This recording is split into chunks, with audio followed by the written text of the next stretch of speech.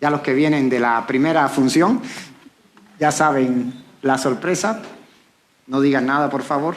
Como dicen los jóvenes, no spoileen, espoliar y todo eso. Eso mismo. Buenos días, ¿cómo están? ¿Están bendecidos? ¿Están cansados? También pueden estar cansados, no hay problema si están cansados. No hay problema si te sientes mal, no hay problema si estás enojado. También es válido. También es válido. Gloria a Dios. Pues vamos a buscar en nuestras Biblias, en el segundo libro de Reyes, capítulo 4, versículo del 8 al 11. Segundo libro de Reyes, capítulo 4, del 8 al 11. Como es la segunda vez que voy a tocar este tema en la mañana, pensé que ya me iba a sentir a todo dar y bien seguro, y no, me siento igual que hace un rato. Entonces, qué bueno, que Dios sea el que se glorifique. Segundo libro de Reyes, capítulo 4, vamos a leer del versículo 8 al 11. Es la historia del hijo de la tsunamita. Nos dice así: un día, cuando Eliseo pasaba por Sunén, cierta mujer de buena posición le insistió que comiera en su casa. Desde entonces, siempre que pasaba por ese pueblo, comía allí. La mujer le dijo a su esposo: mira, yo estoy segura de que este hombre que siempre nos visita es un santo hombre de Dios. Hagámosle un cuarto en la azotea y pongámosle allí una cama, una mesa con una silla y una lámpara. De ese modo, cuando nos visite, tendrá un lugar donde quedarse. Vamos a orar. Gracias te damos, amado Dios. Gracias, bendito Padre, por estar siempre con los brazos abiertos para recibirnos a nosotros, tus hijos. Señor mío, estamos siempre hambrientos y sedientos de ti. Te pedimos que nos des una palabra de aliento, nos des una palabra de consuelo, nos des una palabra viva y eficaz como solo es la tuya, Señor, para llevarnos a donde nos quieras llevar. Gracias, Espíritu Santo, síguenos ministrando. Te amamos y te bendecimos. Amén y amén. El título de esta enseñanza, de esta prédica, es Una fe valiosa. El tema es el reto de creer sin una fe diluida. El reto de creer sin una fe diluida. Creer con una fe pura como aquella que Dios nos da. Alguien, por favor, que busque la epístola a los Efesios y lea el capítulo 2, versículo 8. Efesios 2, 8.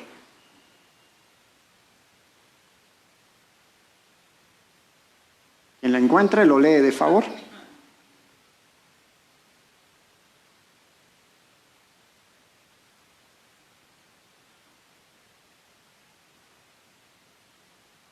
Por favor.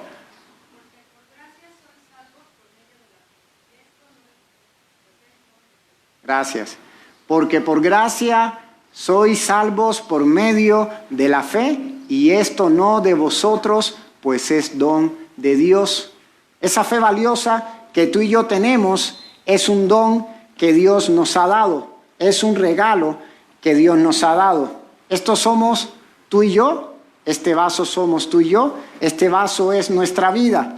El Señor nos ha regalado una fe valiosa, el Señor nos ha regalado una fe preciosa para que caminemos con Él, para que nos enamoremos de Él, para que andemos con esta fe pura y preciosa en Él. El domingo pasado Rick nos hablaba sobre la crisis de fe, y sin duda la crisis de fe es una realidad. A veces puede ser un tema tabú en las iglesias. A veces los cristianos nos queremos presentar a la sociedad y entre nosotros tal vez hablarlo en lo íntimo sobre la crisis que podemos pasar en nuestra fe, sobre los altibajos que podemos pasar en nuestra fe. Muchas veces nos queremos presentar como superhéroes, como personas que siempre estamos en victoria. ¿Y cómo estás en victoria? ¿Y cómo estás? Soy más que vencedor. Y nunca contamos cuando nos va mal. Una persona que conocí en Cuba, amigo de mi papá, Él siempre hablaba de peleas que había tenido y que había ganado, y un día le dijimos, tú siempre cuentas las peleas que has ganado y nunca las que has perdido. Y él decía, pues las que yo he perdido que la cuenten los que me ganaron. Yo solo voy a contar las que gano yo. Pero así somos a veces nosotros, no hablamos cuando pasamos por crisis, no hablamos cuando pasamos por momentos difíciles. Peor si estamos en un liderazgo, peor un pastor, peor alguien que está frente a un ministerio decir que pasas por crisis. Y sin duda es una realidad. Sin duda todos somos seres humanos, todos podemos pasar por altibajos en nuestra fe. Todos podemos pasar por momentos difíciles. Hasta grandes ministros con grandes ministerios en algunos momentos de su vida llegaron a decir que dudaron de la existencia de Dios. ¿Cómo es posible? Créeme que eso es más común de lo que tal vez nosotros pensamos. Y es una realidad. ¿Anula a Dios? Claro que no. ¿Niega la existencia de Dios el que tú y yo pasemos por crisis de fe? Claro que no. Dios no depende de nuestra fe depende de Dios. Pero es una realidad y lo aprendíamos el domingo pasado. Hoy en día se habla mucho acerca de la fe y de la oración y se presenta de una manera muy ficticia o muy mística o muy filosófica. Y se habla mucho sobre el poder de la fe y el poder de la oración. Se han hecho muchos libros sobre el poder de la fe y sobre el poder de la oración, que no importa en lo que tú creas o a lo que tú ores, que en sí mismo esto tiene poder. En lo personal discrepo, en lo personal no estoy de acuerdo. Creo que la fe, sin el objeto de fe, de nada sirve. Creo que la oración, sin aquel a quien tú estás orando, de nada sirve. Por mucho que yo tenga fe de que esta silla me va a ayudar en los problemas que yo tenga en el trabajo, de nada va a servir mi fe, por muy grande que según yo esto sea. Por mucho que yo tenga fe en un medicamento, si no es el adecuado para mi enfermedad, de nada va a servir mi fe. Por mucho que yo ore a una piedra que me traiga un taco de tripa muy sabroso, que me encantan los tacos de tripa, valga el comercial, la piedra es, y de nada me va a servir que yo ore mucho a ella. Lo que importa es en quién tú estás depositando tu fe, a quién tú estás orando. Eso es lo importante. Más que la fe, en quién tú estás depositando tu fe. ¿Quién te dio la fe con la cual tú estás caminando, con la cual tú estás andando? ¿Y qué es la fe? Sin decirme Hebreos 11:1, que ahorita lo vamos a buscar, ¿quién me puede decir con sus propias palabras para ti qué es la fe? A ver, ¿quién levanta la mano y me dice? ¿Y alguien que vaya buscando Hebreos 11:1, de favor, Toño? Creer en lo que no se puede ver. Bien. ¿Qué es la fe?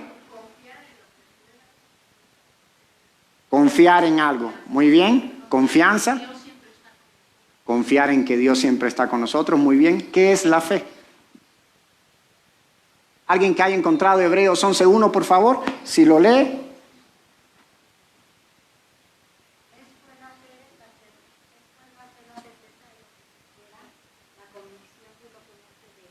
Es pues la fe, la certeza de lo que se espera, la convicción de lo que no se ve. Gracias. En esencia eso es la fe, seguridad y certeza. Vamos a ver varias versiones de la Biblia como nos dice en este mismo versículo. La versión moderna dice, y es la fe la seguridad que se tiene de cosas esperadas, la prueba que hay de cosas que aún no se ven. Dice la traducción en lenguaje actual de la Biblia, confiar en Dios es estar totalmente seguro de que uno va a recibir lo que espera. Es estar convencido de que algo existe aun cuando no se pueda ver.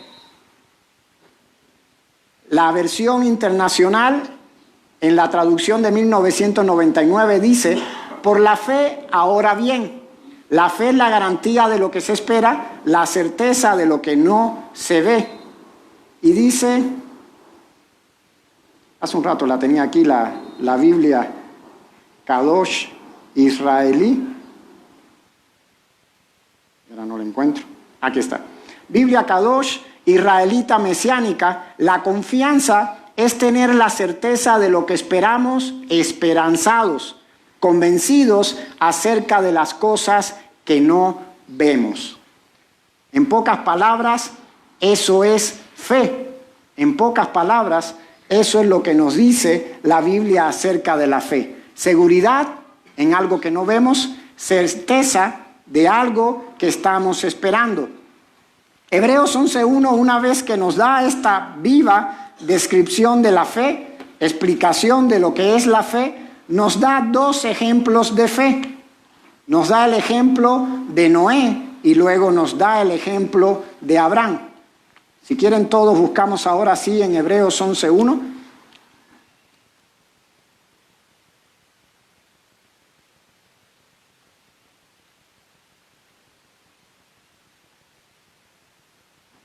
Repito, Hebreos 11:1, ahora bien, la fe es la garantía de lo que se espera, la certeza de lo que no se ve.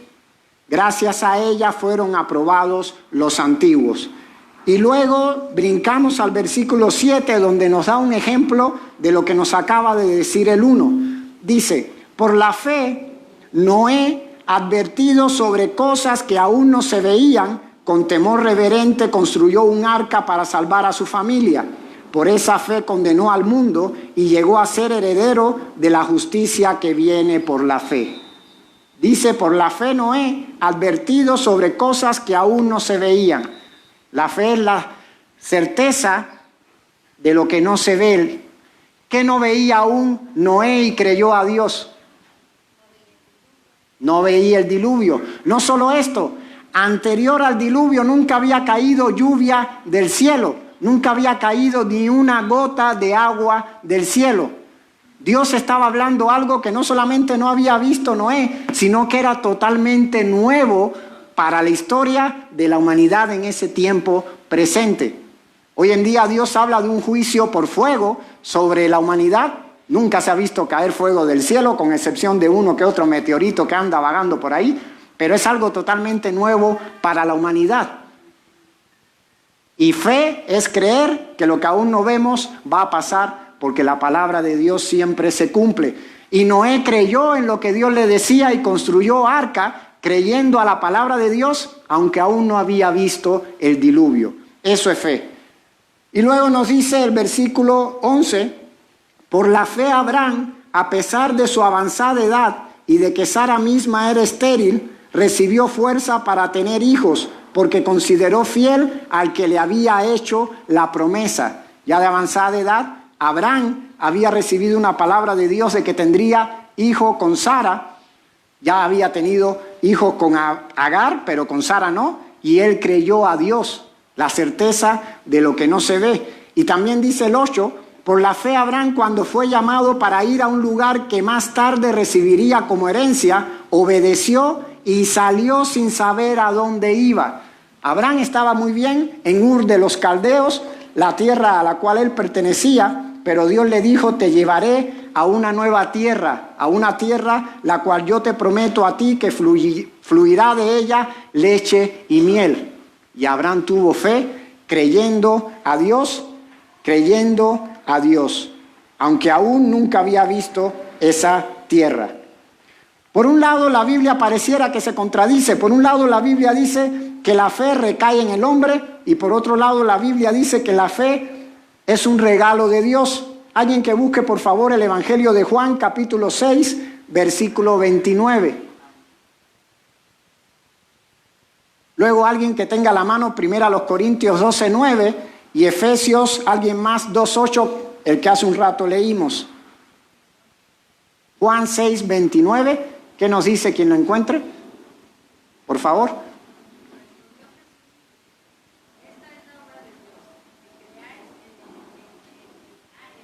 Gracias. ¿Cuál es la obra de Dios? Que creamos en Jesús, a quien el Padre envió. Dios exige por parte de la humanidad que crea en Cristo. Dios invita a toda la humanidad a que se arrepientan y crean en Jesús para recibir perdón de pecados. Luego, ¿qué nos dice 1 Corintios 12, 9? Quien lo haya encontrado, 1 Corintios 12, 9.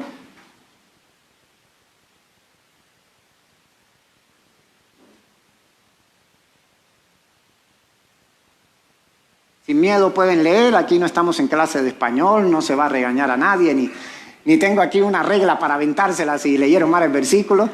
¿Qué dice 1 Corintios 12:9? Sí, por favor.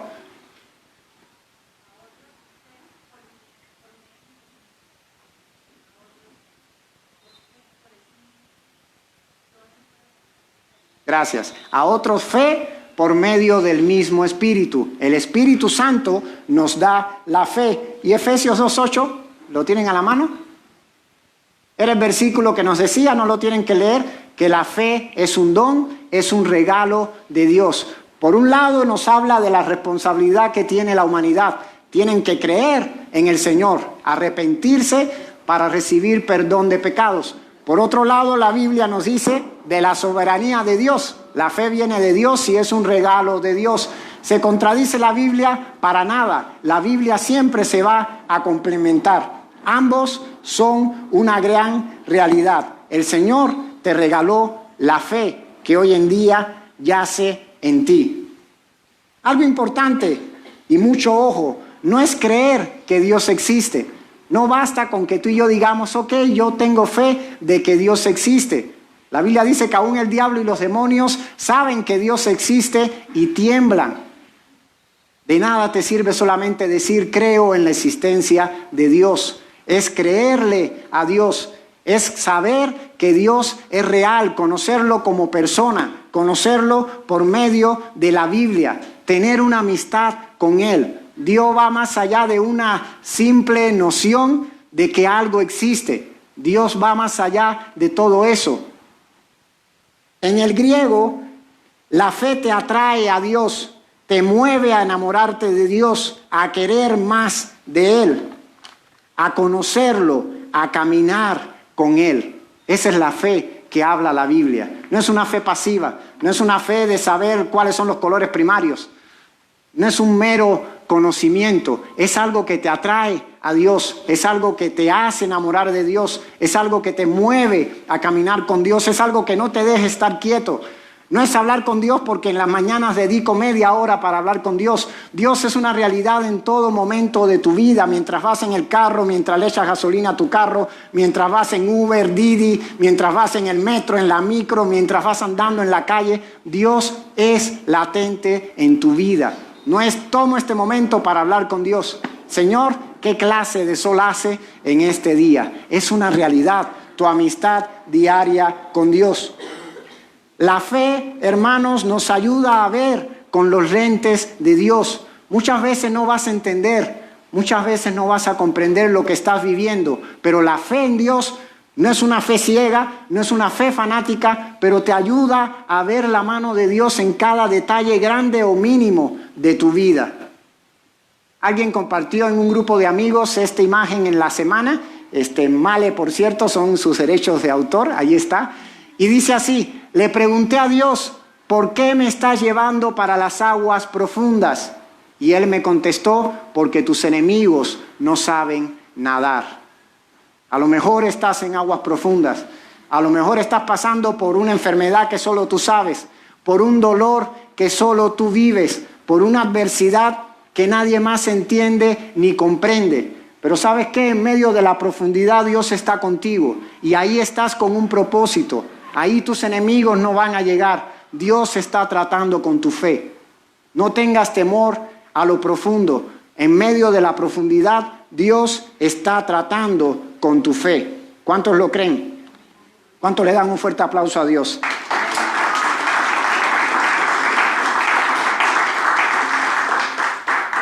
Los países comunistas como Cuba, Vietnam, Corea del Norte hacen mucho énfasis en que las religiones son el opio de los pueblos, que los pueblos inventaron las religiones para consolarse en medio de su dolor.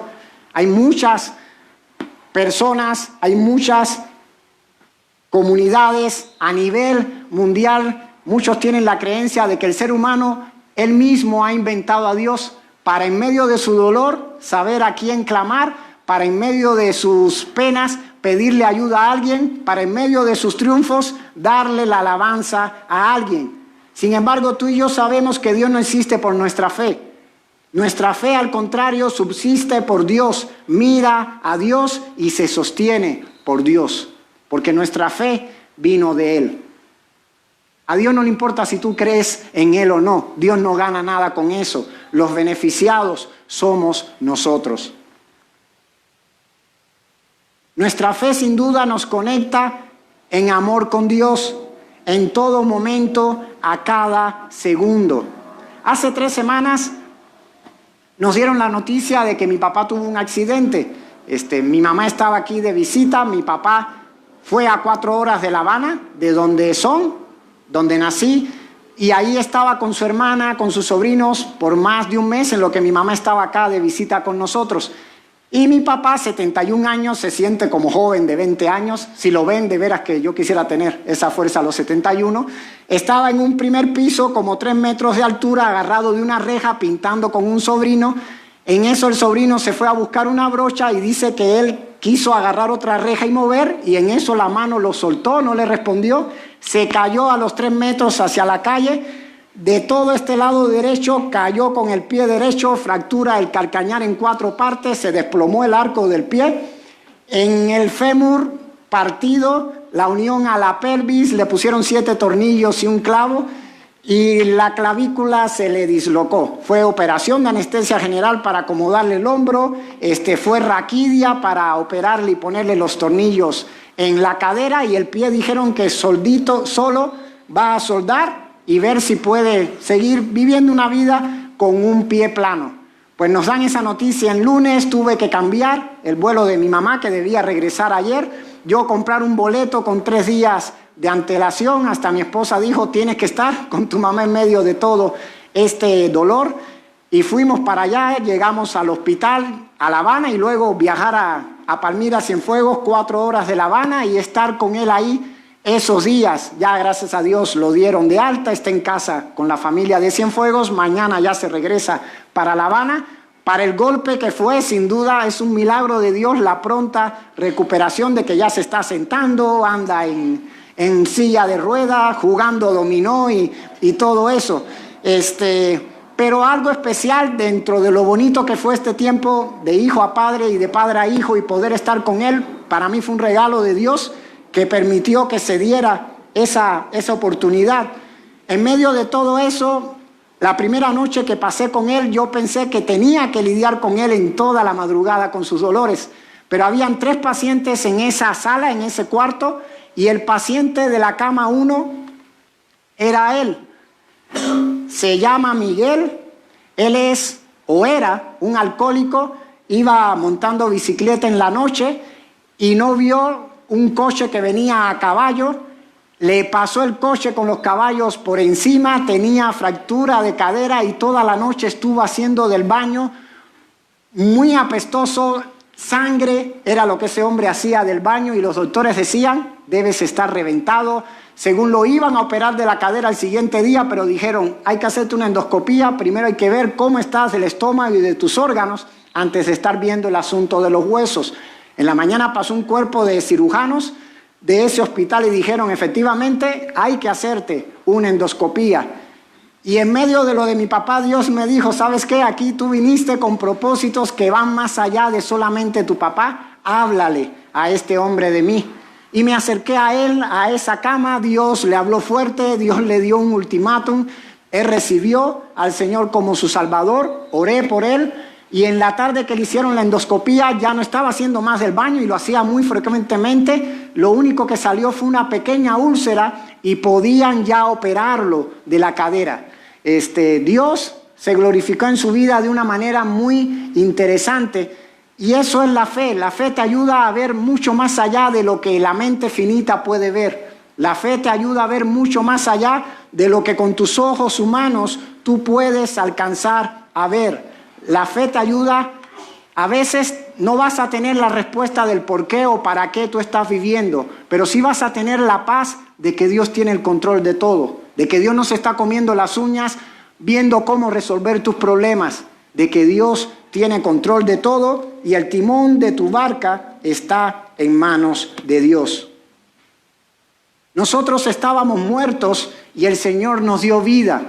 A nosotros no nos importaba Dios. No sé en qué año tú habrás tenido un encuentro con Dios, pero en la Biblia dice que no hay justo ni aun uno. No hay quien lo busque, ni aun uno.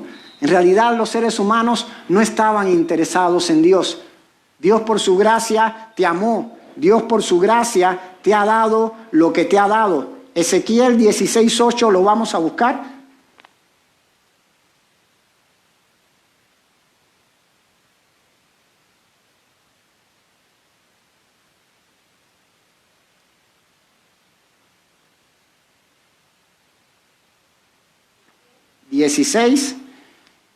Versículo 8, nos dice así, hablando el Señor a Israel, dice: tiempo después pasé de nuevo junto a ti y te miré. Estabas en la edad del amor. Extendí entonces mi manto sobre ti y cubrí tu desnudez. Me comprometí e hice alianza contigo y fuiste mía, lo afirma el Señor omnipotente. Hablando del encuentro de Dios con Israel, de cómo Dios por su gracia escogió a Israel, habla de un matrimonio. Y así también fue como Dios te encontró a ti, como Dios se casó contigo. No sé dónde estabas tú en ese momento, tú puedes hacer memoria. A lo mejor estabas en medio de un dolor, de una enfermedad, pasando por una crisis personal, familiar, matrimonial, pasando por una enfermedad. A lo mejor ni tan siquiera tú te estabas llevando la vida a todo dar y ningún problema tenías. Muchas veces las personas inconversas piensan en los cristianos y dicen: seguro que fuiste preso, delincuente, de lo peor y por eso ahora eres cristiano. No, podías estar llevando una vida normal y sin problema y simplemente Dios te miró y vio en ti lo que nadie vio. Encontró en ti lo que nadie encontraba. Vio en ti el amor de su Hijo Jesús, el sacrificio de su Hijo Jesús, la obra de Jesús reflejada en ti. Vio en ti lo que tú podías hacer en sus manos, no lo que eras en ese momento, sino la obra de arte que Él iba a hacer en tu vida. Así el Señor te miró, te cubrió con su manto de justicia y te ha hecho quien eres hoy en día. El Señor te ama como nadie nunca te va a amar. El Señor te ama con amor eterno. La fe te va a mover, no te va a dejar estar quieto. Te hace conquistar nuevos horizontes, te hace ver lo que otros no ven. Cristóbal Colón en sus tiempos era un loco. Se creía que la tierra era plana. Hasta habían pinturas de que después del horizonte habían grandes monstruos que se tragaban a las naves que rebasaban la línea del horizonte. Y él no creía en eso. Él decía: la tierra es redonda. Hay lugares que conquistar después del horizonte. Fue a pedir apoyos a los reyes, ya no recuerdo si de España, de Portugal o dónde, mejor ni me meto en eso, pero creyeron en ese hombre, su fe los contagió y todos sabemos el resto de la historia. En verdad, él tenía razón. La fe no te va a dejar estar quieto. La fe en medio de lo que tú estés viviendo te va a hacer hablar con Dios, caminar con Dios, andar con Dios. Así es la fe que el Señor te ha dado. Una fe que es algo íntimo entre tú y Él.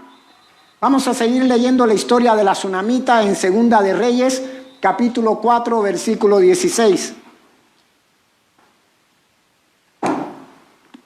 Vamos a regresar al Antiguo Testamento, segundo libro de Reyes, capítulo 4.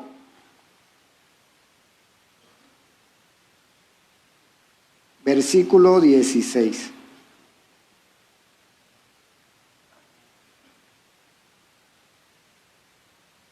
Después de que esta mujer tsunamita le hizo un cuarto a Eliseo y se lo regaló para que cada vez que él visitara este pueblo se quedara en él, no hicieron contrato, no hizo falta un aval ni nada por el estilo. Ella se lo regaló para que él estuviera ahí por el solo hecho de que era un hombre de Dios. Eliseo, agradecido, le dijo a la mujer: palabras más, palabras menos, Dios te va a dar un hijo. Ella le dijo: ¿por qué juegas conmigo? Llevo tiempo casada, nunca he podido tener hijo. Es un tema que no me puedes tocar. Hay temas a veces sensibles para nosotros, ¿verdad? Nos pueden hablar de muchas cosas, pero hay temas que cuando nos tocan, luego la herida todavía está abierta y nos duele y tratamos de dar evasivas y decir: ¿sabes qué? No me toques ese son, creo que dicen por ahí. Pues Eliseo le dijo: lo creas o no lo creas, al año Dios te va a dar un hijo. Y efectivamente, dice el versículo 16, Llámala, ordenó Eliseo. Giezi la llamó y ella se detuvo en la puerta. Entonces Eliseo le prometió: el año que viene por esta fecha estarás abrazando un hijo. No, mi señor, hombre de Dios, exclamó ella, no engañe usted a su servidora. En efecto, la mujer quedó embarazada y al año siguiente, por esa misma fecha, dio a luz un hijo, tal como Eliseo se lo había dicho. El niño creció y un día salió a ver a su padre que estaba con los segadores. No dice qué edad tenía el niño, pero fácil debía tener más de 5 años. De pronto exclamó el niño: ¡ay, mi cabeza! Me duele la cabeza. El padre le ordenó a un criado: llamen a un Uber para llevarlo a un hospital. ¿Dijo eso? Llamen a una ambulancia de la Cruz Roja para que nos lleve al hospital del IMSS más cercano. Agárrenme 25 pesos para la consulta del doctor Simi y que le manden paracetamol y naproxen. No, perdón si hay alguien de Simi, es broma. ¿Qué dijo el hombre? Llévaselo a su madre. Llévaselo a su madre. Palabras sabias de un esposo, ¿verdad? Que dice, ¿sabe qué? Que la mamá lo vea. La mamá sabe seguro qué medicina le va a dar. La mamá sabe seguro qué dolencia va a tener. Yo me limpio las manos. Mi esposa va a saber lo que va a hacer en este problema. El criado lo cargó y se lo llevó a la madre, la cual lo tuvo en sus rodillas hasta el mediodía. A esa hora el niño murió. ¿Cómo se sentiría esta mujer? ¿Se imaginan? No había podido tener hijos en años de casada. Dios le da este regalo a esta mujer. Ya había pasado mucho tiempo, me imagino ella con ojos de amor viendo cómo el hijo de su promesa había crecido y de repente se le muere en los brazos. ¿Has recibido algo de Dios que de repente se te muere en los brazos? ¿Has recibido algo de Dios que sientes que lo has perdido? Así se sentía esta mujer en ese momento. Dice, a esa hora el niño murió. Entonces ella subió, lo puso en la cama del hombre de Dios y cerrando la puerta salió. Después llamó a su esposo y le dijo: préstame un criado y una burra, enseguida vuelvo, voy deprisa a ver al hombre de Dios. ¿Qué no estaba contando la mujer? Repito, el niño se le muere, entonces ella subió, lo puso en la cama del hombre de Dios y cerrando la puerta salió. Después llamó a su esposo y le dijo: préstame un criado y una burra, enseguida vuelvo, voy deprisa a ver al hombre de Dios. ¿Para qué vas a verlo hoy?, le preguntó su esposo. No es día de luna nueva ni sábado. ¿Qué no le estaba contando ella a su esposo? Que el niño había muerto. Se le murió el niño en los brazos. Sin duda era algo que ella sabía bien lo que estaba viviendo, pero no le dijo a nadie. Al niño lo acostó en la cama del cuarto que le había hecho Eliseo, trancó la puerta, no le dijo nada a nadie. Al esposo le dijo: voy a ver al hombre de Dios. Pues, ¿qué onda? ¿Por qué? Si hoy no se celebra nada, ni es puente tan siquiera para que vayas allá a verlo. Y ella dijo: no importa, yo voy a verlo. Ella no estaba contándole a nadie lo que estaba viviendo en ese momento. Era algo entre Dios y ella. Era una cuestión de fe de ella con Dios. Qué interesante, ¿verdad? Entonces hizo aparejar la burra y le ordenó al criado: anda, vamos, no te detengas hasta que te lo diga. La mujer se puso en marcha y llegó al monte Carmelo, donde estaba Eliseo, el hombre de Dios. La vio a lo lejos y le dijo a su criado Giezi: mira, ahí viene la tsunamita. Corre a recibirla y pregúntale cómo está ella y cómo están su esposo y el niño. El criado fue y ella respondió que todos estaban bien. Pero luego fue a la montaña y se abrazó a los pies del hombre de Dios. Giezi se acercó con el propósito de apartarla, pero el hombre de Dios intervino: déjala, está muy angustiada. Hasta ese momento fue que explotó ella: y el Señor me ha ocultado lo que pasa, no me ha dicho nada. Señor mío, le reclamó la mujer, ¿acaso yo le pedí a usted un hijo? ¿No le rogué que no me engañara? Eliseo le ordenó a Giezi: arréglate la ropa, toma mi bastón y ponte en camino. Si te encuentras con alguien, ni lo saludes. Si alguien te saluda, no le respondas. y cuando llegues, coloca el bastón sobre la cara del niño. Pareciera que ya ahí estaba la respuesta a su oración, pero la madre del niño exclamó: le juro a usted que no lo dejaré solo, tan cierto como el Señor y usted viven. Así que Eliseo se levantó y fue con ella. Para no seguir leyendo la historia, llega el criado, puso el bastón sobre la cabeza del niño y no pasó nada. Llega Eliseo atrás con la tsunamita y le dice el criado: hice lo que tú me dijiste y no pasó nada.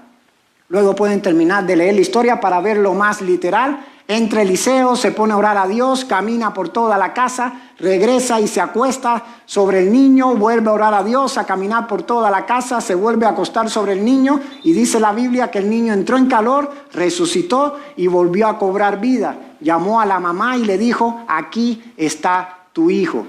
Y se imaginarán cómo se sintió esta mujer. ¿Es una historia de fe? Sí.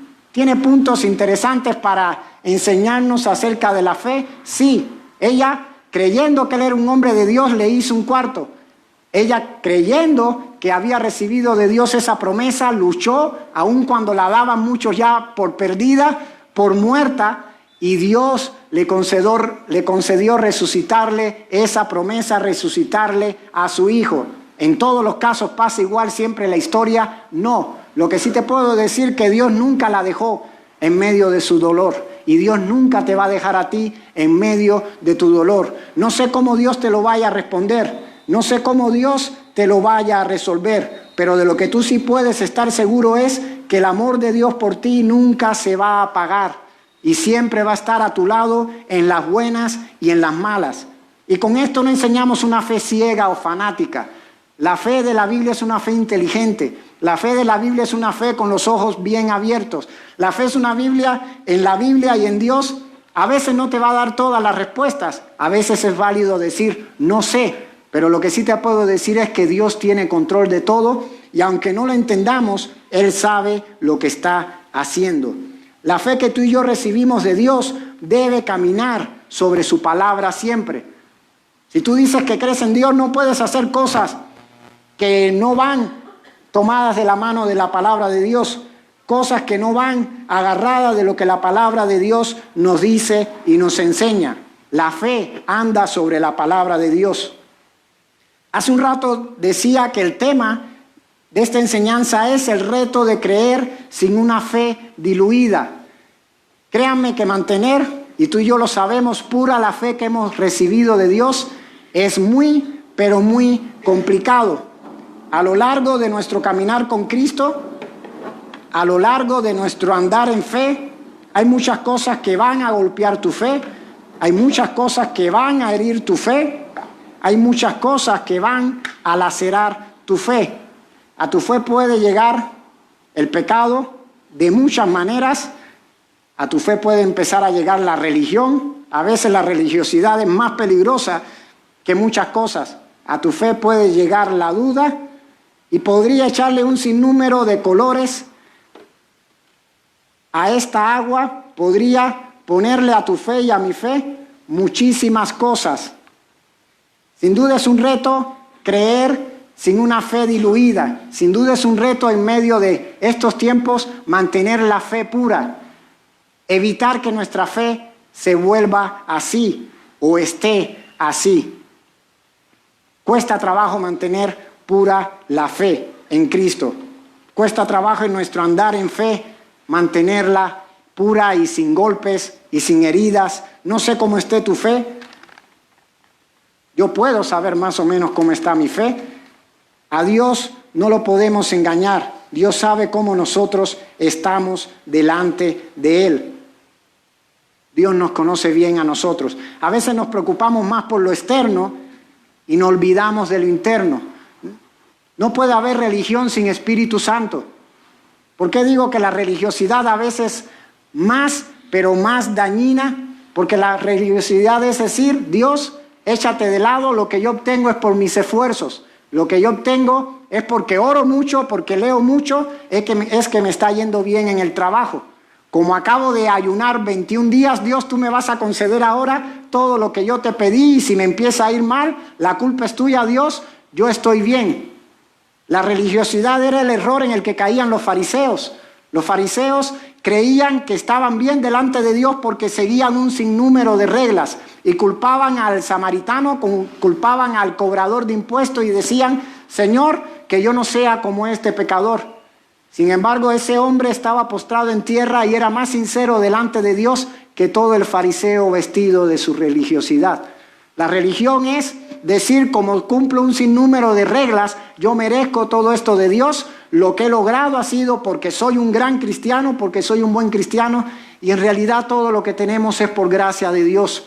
Todo lo que tenemos es por el amor y la misericordia de Dios. Aun si oramos y leemos la Biblia, que es muy importante hacerlo, ayunar y todo lo demás, aun si lo haces, lo que recibes es por gracia de Dios. Lo que recibes es porque Dios te ama con amor eterno. No creas que nada lo obtienes por tus esfuerzos o por tus méritos.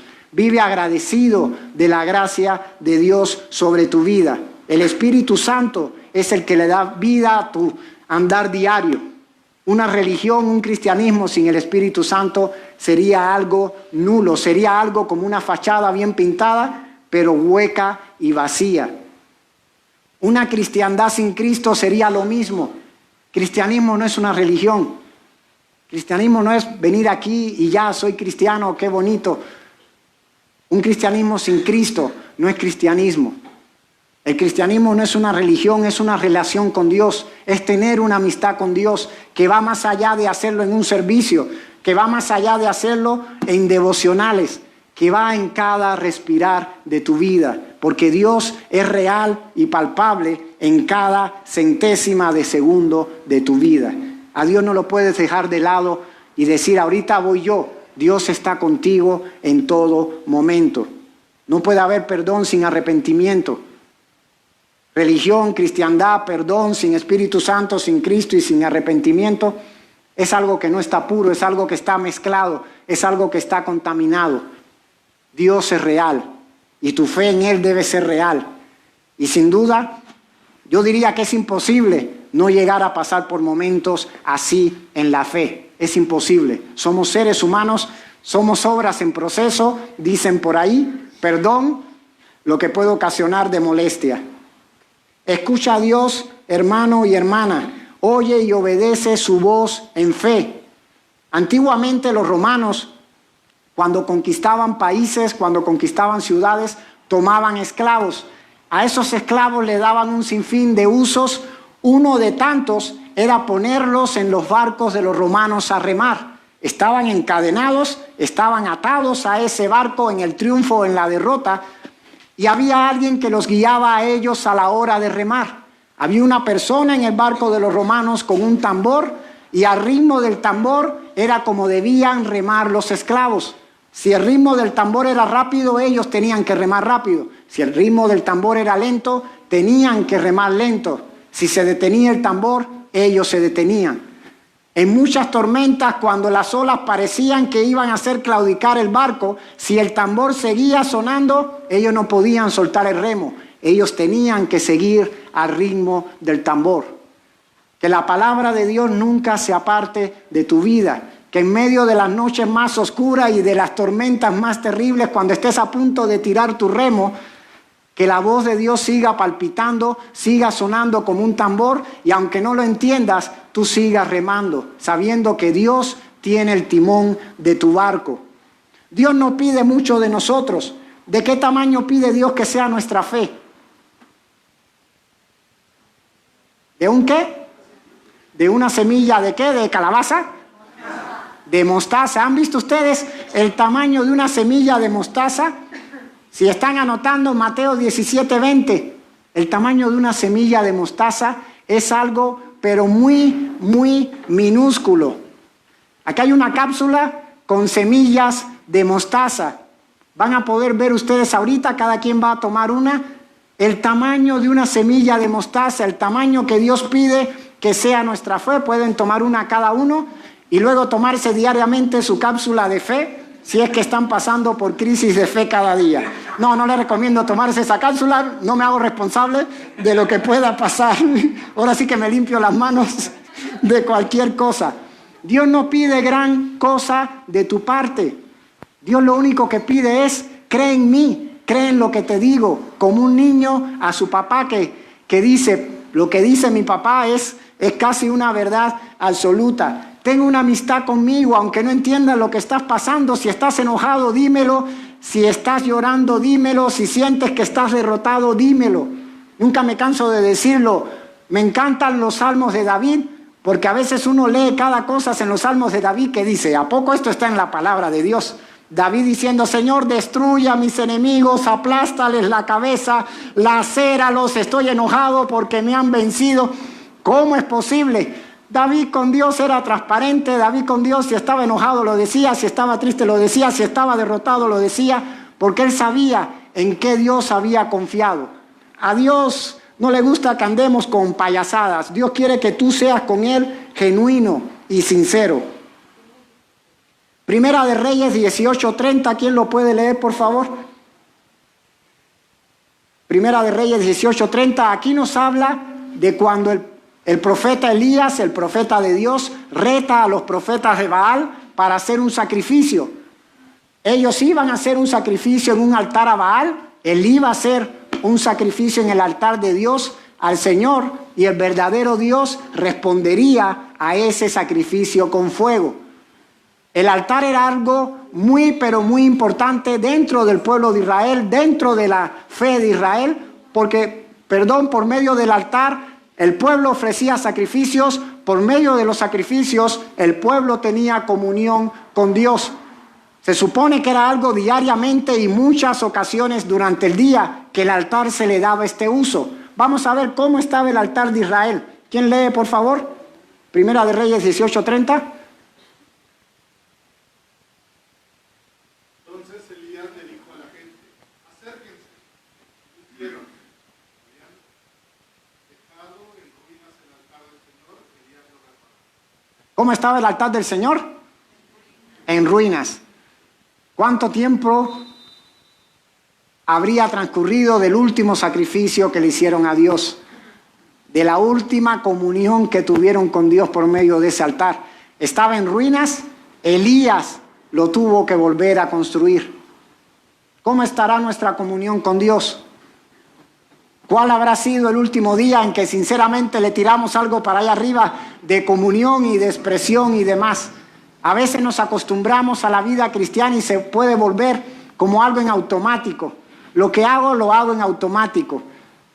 Dios no quiere carros automáticos, Dios quiere estándar. Dios quiere que nosotros en nuestra voluntad hablemos con Él, tengamos una comunión con Él, tengamos una amistad con Él.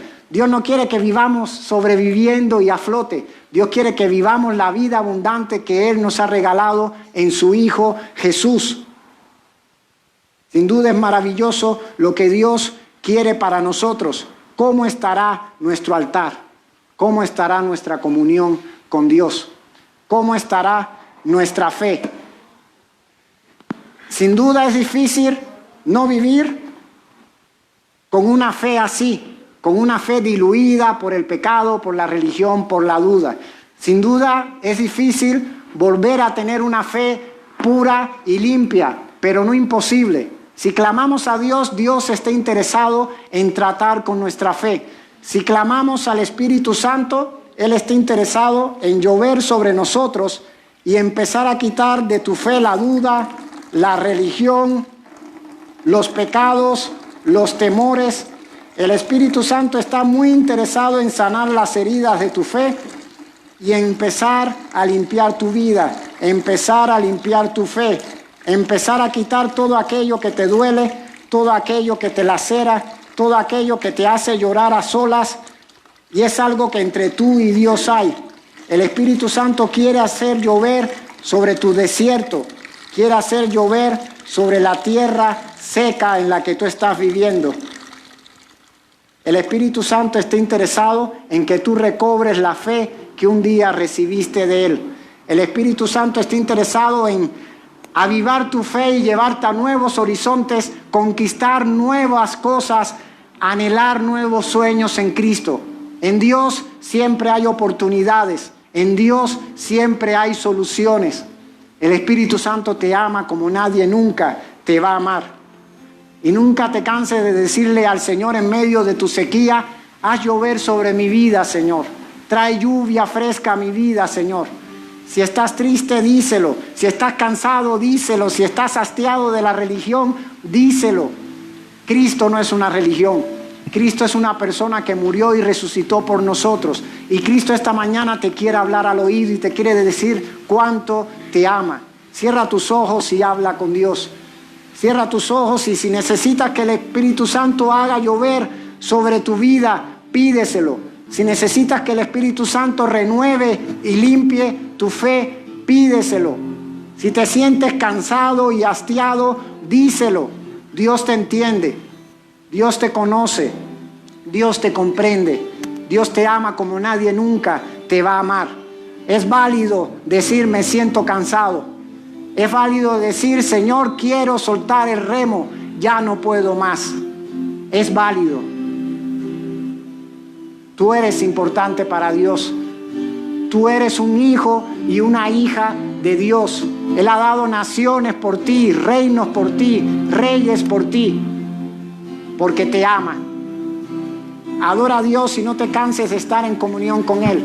Y si mientras está esta canción tú sientes pasar al frente, quieres que oremos por ti, con gusto podemos orar por ti. Los que pasan aquí al frente no son gente que está mal con Dios, que quede claro. No son gente que está en pecado, que quede claro. Son hijos y hijas de Dios que necesitan de Dios, que están enamorados de Dios, que quieren que el Señor les ayude en su diario caminar. Si tú quieres que oremos por ti, puedes pasar al frente. Adora al Señor. Sigamos cantándole a Dios. Si quieres estar sentado o puesto de pie, hazlo.